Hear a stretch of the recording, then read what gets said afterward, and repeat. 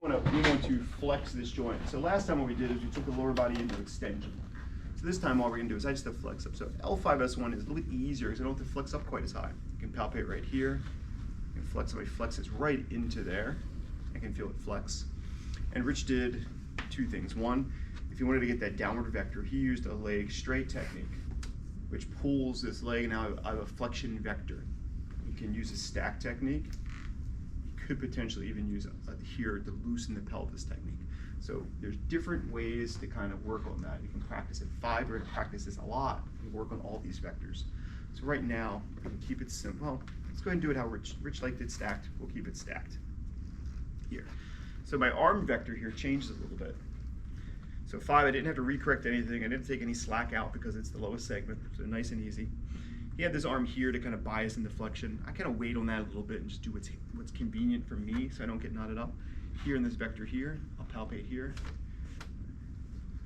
I have a little bit 4, because he just, first one didn't get good. Most people are a little tighter, he's a little looser, so it took me a little bit more to get it in there. But I want to, again, flex down to the segment. So he is left side bending to create relative flexion of this joint. Now, plane of 5. Probably him, maybe right about there would be my guess. So as I grab this, I can come into the soft spot and I can grab the greater trochanter. And before I did it pelvic up here, but now I'm going to go this way and I'm going to turn my elbow. And I still want to tuck my elbow into my body and connect my shoulder to my body. I can bring them this way a little bit more, but because I'm taking my elbow and it's more of a pronation vector, you see me pull it this way? That's down the bed. That's probably right there in that joint plane. Feel a little bit of difference there? Yeah. Feel that right there? Mm-hmm. That's the joint plane. So I take them down the bed first. First, I intentionally go away from where I think the joint is going to be so I can learn what it doesn't feel like. And then I can come around the clock and feel there it is right there. So now I have it. So what I want to do with that is I want to sink in.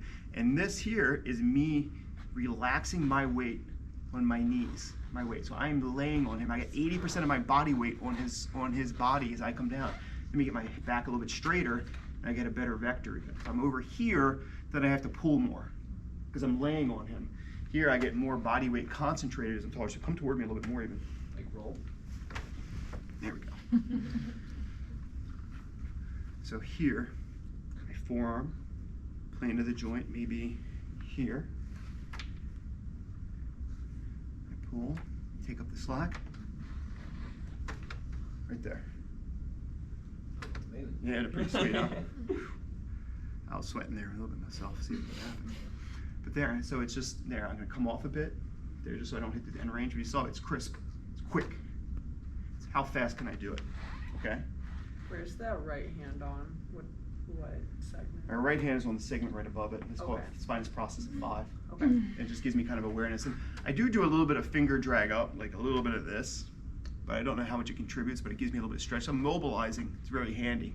I'll even take this finger here, block it up, then mobilize through the pelvis and go down in that plane. And again, my mobilization now, maybe it goes this way, 4, 5, straight down the bed. This one, almost straight down the bed. So I go up 4, 3. And this is pretty flattened through here, so there's the plane there, right there. So I gotta go a little bit this way for the plane there.